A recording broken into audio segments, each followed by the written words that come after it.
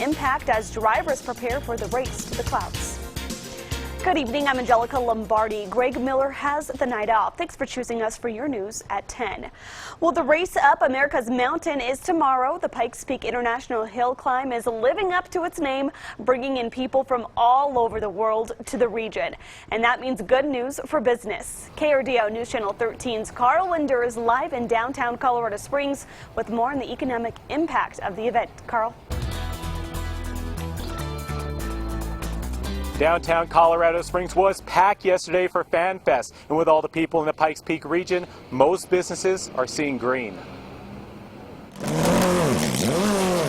The rush of going up America's mountain attracts people from all over the world.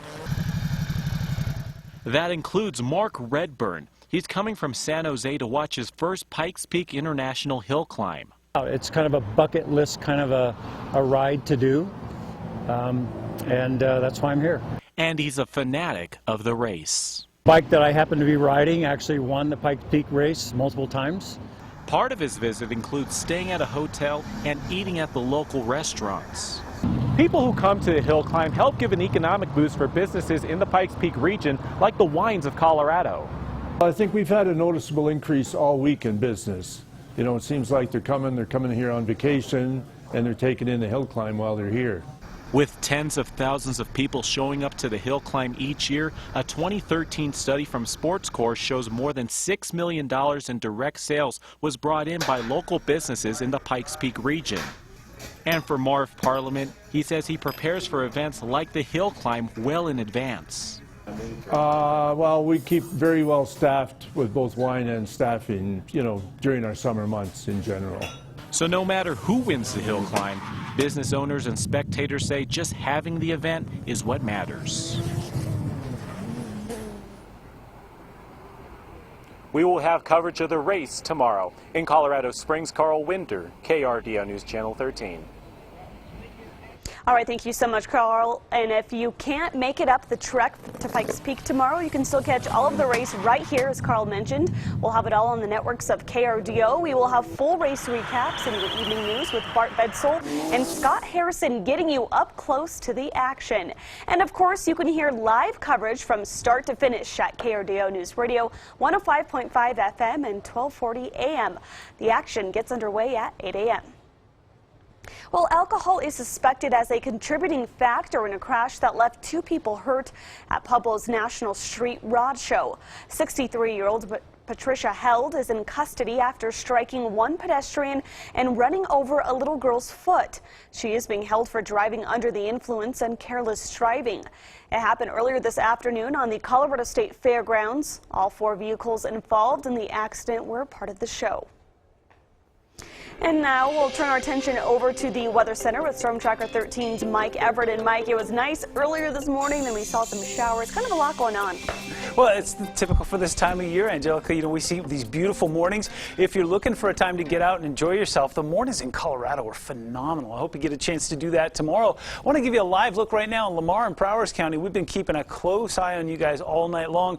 You can see the roads are wet right now. Still some light rain falling. If you look really, really close, you can see some raindrops right there on the lens, but most of the heavy weather that we've been tracking has moved on. In fact, live HD Doppler radar now showing all the way out to the far portions of eastern Colorado. That's where our rain is right now. So as you look here at Lamar, again, you've got some light showers falling, but the heaviest stuff has moved through. We did see some winds gusting up to 60 miles an hour. We have some reports of a tree down in Crowley County we're going to follow up on, but for the most part, these storms just came through, dumped a whole lot of water, and brought a whole lot of lightning. Looking around the Pikes Peak region right now, we are still seeing some scattered showers in El Paso County and in parts of Pueblo County and up in the high country. Looking forward to overnight tonight, we're going to be mild. 65 in the spring, 69 in Pueblo, seeing 50s and 60s up high, 70 overnight in La Junta, 64 in Springfield. I've got the latest on what you can expect for the hill climb coming up in just a moment. Angelica, back to you. All right, thank you so much, Mike. Well, we saw some strong storms this afternoon, as Mike mentioned, but it's nothing like the historic flooding that has hit West Virginia in the past 2 days. Tonight, hundreds of homes and businesses remain underwater, and the death toll has climbed to 23 people, many of them children.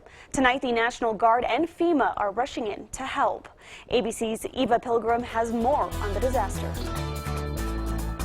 West Virginia still underwater tonight and in a state of emergency. Historic floods devastating coal mining country. Among the 24 dead, 8-year-old Emmanuel Williams swept away by a rushing creek, his mother watching helplessly. 48 hours after the water started rising, authorities are still desperately searching for the missing. One family trying to find their son's girlfriend who lived in this home that was ripped off its foundation. They said the last thing they knew of her was somebody threw her a rope, and then they never heard any more. So we don't know if she got the rope. The Gauley River rising 9 feet in less than an hour, too fast for so many to get to safety. It's the worst I've ever seen. At least 100 homes damaged, some seeing what's left for the first time today. That's stuff we can't go to Walmart and buy. Crystal Critchley was home with her 5 kids when the water started rising. Went from ankles to up past our knees in like a matter of 15 minutes.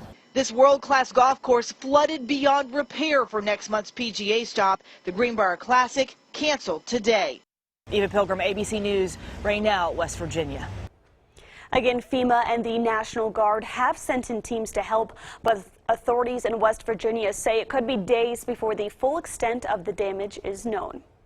And a check now on wildfires in Colorado and the West. A new fire has broken out southwest of Canyon City. The Fremont County Sheriff's Office says it's burning near Wet Mountain on BLM land. Smoke can be seen in the eastern part of the county. Right now, there are no reports of any structures being threatened. The fire is less than an acre. Meanwhile, crews are still working on the Beaver Creek fire near the Wyoming border. It grew slightly over last night. So far, it's burned over 5,000 acres and is about 5% contained. About 40 structures are threatened, but so far no reports of major damage. But sadly, the same cannot be said in California. A wildfire burning near Lake Isabella in the central part of the state has now destroyed at least 150 homes. 2 people have died and the remains of a possible 3rd victim are being investigated. More than 1,000 firefighters are battling this fire that's burned 56 square miles. The stars aligned. The fuels were bigger than we've seen in a long time. With the rainfall that we've had over this last year has been greater than that we've had for the last 5 years. We had a wind event that was unprecedented. A wildfire burning in Utah is now about 5% contained. It's burning in a forest on the edge of a small mountain town. About 500 properties are threatened. Meanwhile, in New Mexico, a massive wildfire that's destroyed dozens of homes is 90% contained. This fire, which crews say was human-caused, burned about 20 square miles just southeast of Albuquerque. And still no sign of a woman whose raft flipped yesterday at the Green River. That's near the Utah border. She was last seen Friday night at Disaster Falls in Dinosaur National Monument. Park officials say the missing woman was the only rafter who did not make it to shore. The raft was pinned to a rock by the force of water flowing. The woman has not been identified. And of course, with headlines like that, the Royal Gorge Whitewater Festival kicked off today with a dual message. Kayaking, rafting, and tubing all took center stage. But as KRDO News Channel 13's Katie Spencer tells us, safety was a big theme as well.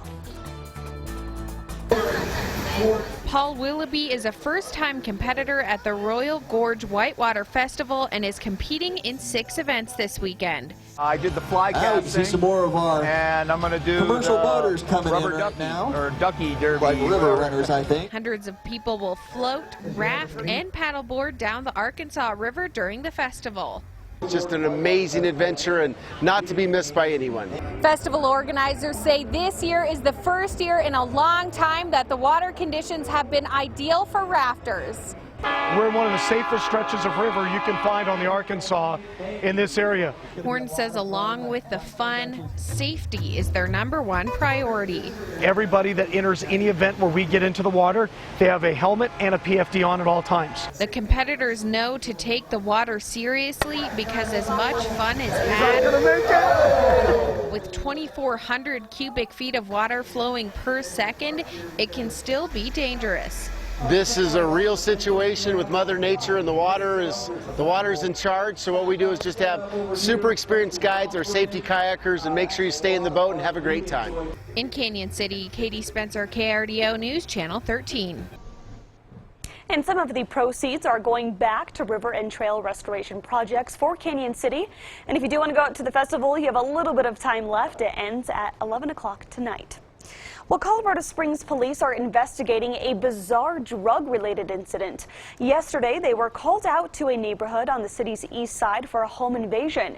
Instead, they found a man armed with a shotgun, acting paranoid and possibly under the influence of drugs. While investigating, police also found a hash oil operation. The man was not arrested, but samples were taken and more charges could be pending. An anti-pot measure in Pueblo has enough signatures to make it to the November ballot, but it's not quite there yet. Citizens for a Healthy Pueblo turned in their petition to ban retail marijuana operations in Pueblo. The county verified more than 8,000 signatures. That's much more than the 5% of registered voters needed. But there is a legal challenge. Under Amendment 64, marijuana is to be treated like alcohol, requiring signatures from 15% of registered voters. A lawsuit challenging the petition is set to be decided July 11th.